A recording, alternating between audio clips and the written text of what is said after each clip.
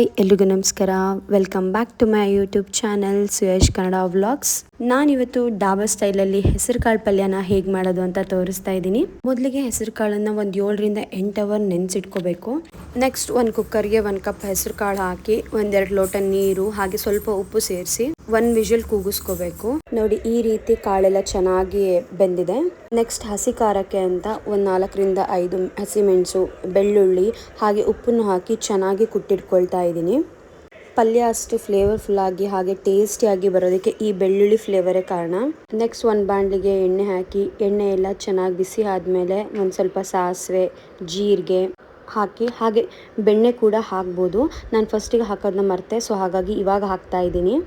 ಬೆಣ್ಣೆ ಎಲ್ಲ ಚೆನ್ನಾಗಿ ಕರಗಿದ ಮೇಲೆ 1 ಕಪ್ ಸಣ್ಣದಾಗಿ ಹೆಚ್ಚಿಟ್ಕೊಂಡಿರೋ ಈರುಳ್ಳಿನ ಹಾಕಿ ಹಾಗೆ ಕರಿಬೇವಿನ ಸೊಪ್ಪು ಹಾಕಿ ಈರುಳ್ಳಿ ಕೆಂಪು ಬಣ್ಣ ಬರೋವರೆಗೂ ಚೆನ್ನಾಗಿ ಫ್ರೈ ಮಾಡ್ಕೋಬೇಕು. ನೋಡಿ ಈ ರೀತಿ ಚೆನ್ನಾಗಿ ಬಾಡಿಸ್ಕೊಂಡ್ರೆ ಆಯಿತು. ನೆಕ್ಸ್ಟ್ 1 ಕಪ್ ಟೊಮೆಟೊನ ಹಾಕ್ಕೊಂಡು ಚೆನ್ನಾಗಿ ಅದು ಅಂದರೆ ಮೆತ್ತಗಾಗೋವರೆಗೂ ಚೆನ್ನಾಗಿ ಫ್ರೈ ಮಾಡ್ಕೋಬೇಕು. ಟೊಮೆಟೊ ಎಲ್ಲ ಸಾಫ್ಟ್ ಎಲ್ಲ ಆದಮೇಲೆ ನೆಕ್ಸ್ಟು ಕುಟ್ಟಿಟ್ಕೊಂಡಿರೋ ಏನು ಮೆಣಸಿನ್ಕಾಯಿ, ಬೆಳ್ಳುಳ್ಳಿ, ಇದು ಹಸಿ ಖಾರ ಏನಿತ್ತು ಅದನ್ನು ಹಾಕ್ಕೊಂಡು ಚೆನ್ನಾಗಿ ಹಸಿ ವಾಸನೆ ಹೋಗೋವರೆಗೂ ಫ್ರೈ ಮಾಡ್ಕೋಬೇಕು.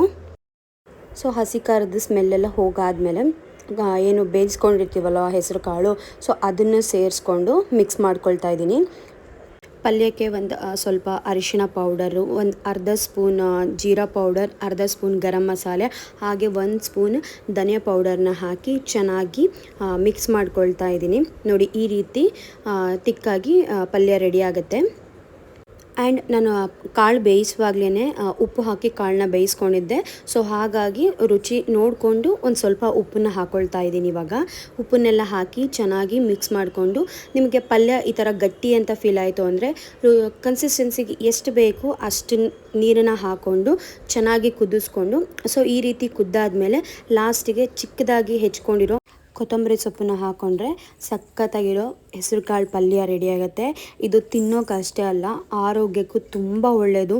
ರೊಟ್ಟಿ, ದೋಸೆ, ಚಪಾತಿ, ಈವನ್ ಅನ್ನಕ್ಕೂ ಕೂಡ ತುಂಬ ಅಂದರೆ ತುಂಬಾ ಟೇಸ್ಟಿ ಆಗಿರುತ್ತೆ. ನೀವು ಟ್ರೈ ಮಾಡಿ ಹೇಗಿತ್ತು ಅಂತ ಕಮೆಂಟ್ನಲ್ಲಿ ತಿಳಿಸಿ.